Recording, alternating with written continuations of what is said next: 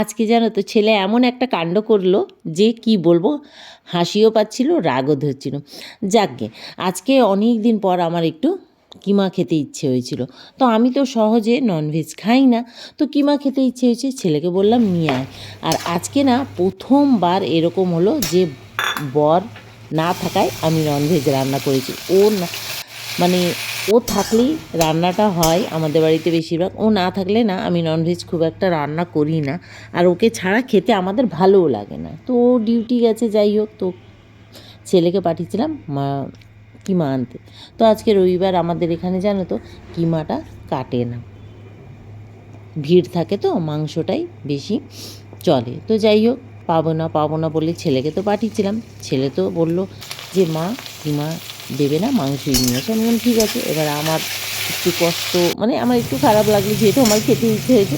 তো যাই হোক, মাটনটা তো নিয়ে এলো, কিন্তু মাটনটা এমনভাবে ছেলে আনলো যে মাটনটা মানে খাবার মতো না। ও বাজার করতে একটুও পারে না, আর নিয়ে এসছে পুরো চর্বি ভর্তি। তো মাটনটা আবার ওকে ফেরত দিয়ে পাঠালাম। তো সেখানে গিয়ে দোকানদার আর ওকে বলল যে এখন কিমা হবে না, আর তুমি পয়সা নিয়ে চলে যাও। যাক, পয়সা নিয়ে, টাকাটা নিয়ে অন্য জায়গা থেকে সেই কিমা নিয়ে এলো। যাই হোক, আমার কিমা খেতে ইচ্ছে হয়েছে, সেটাই হলো। মানে বলে না, ওই জন্য যেটা মন চায় দেখবে সেটা ঠিক পাওয়া যায়। যাকগে, আজকে যে রেসিপিটা তোমাদের সাথে শেয়ার করব, শীতকালে আমাদের প্রায় মটরশুঁটি দিয়ে কিমা খাওয়াই হয়, কিন্তু এবারে না তেমন খাওয়া হয়নি। কিন্তু আজকে রেসিপিটা বানাচ্ছি একটু নতুনত্বভাবে, মটর কিমার সাথে আরও কিছু জিনিস থাকবে। তো চলো, গল্প করতে করতে এদিকে আমি রান্নাটা তো বসিয়েই ফেলেছি। তো কড়া গরম করে ভালো করে এখানে দিয়ে দিলাম বেশ কিছুটা পেঁয়াজ কুচি, নুনও দিয়ে দিলাম।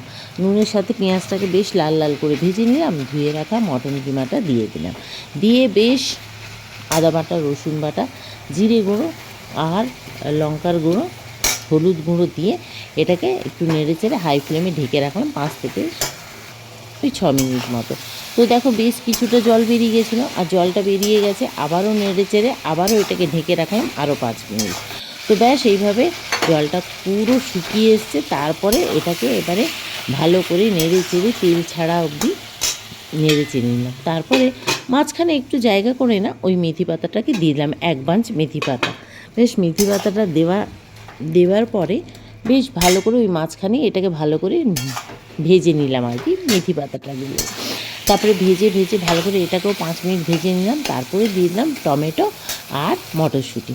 বেশ ভালো করে এটাকেও কষিয়ে নিলাম ঢেকে ঢেকে। টমেটো দেওয়ার পরে তো আবার তেল ছাড়লো, জল ছেড়ে এলো।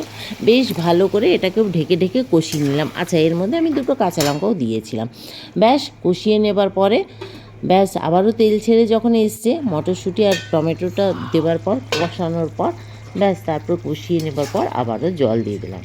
সত্যি বলছি, এত সুন্দর ফ্লেভার বেরোচ্ছিল, তোমাদেরকে বলে আমি বোঝাতে পারবো না। এটা আমি ফার্স্ট টাইম ট্রাই করলাম নিজের বুদ্ধিতে।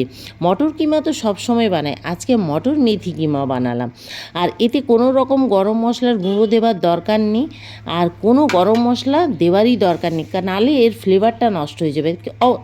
অবশ্য তোমরা চাইলে দিতে পারো, আমি কিন্তু আর দিইনি।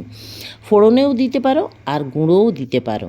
তো ফোড়নে আমি দিইনি, গুঁড়োও আমি ব্যবহার করিনি। ব্যাস আর কি, তারপরে এটাকে নামিয়ে নিলাম, আর ওপর থেকে একটু কাঁচা লঙ্কা স্লাইস করে দিয়ে দিলাম। আর আমি এটা রুটি আর স্যালাডের সাথে সার্ভ করেছিলাম। দারুণ হয়েছিল, ট্রাই করে দেখতে পারো।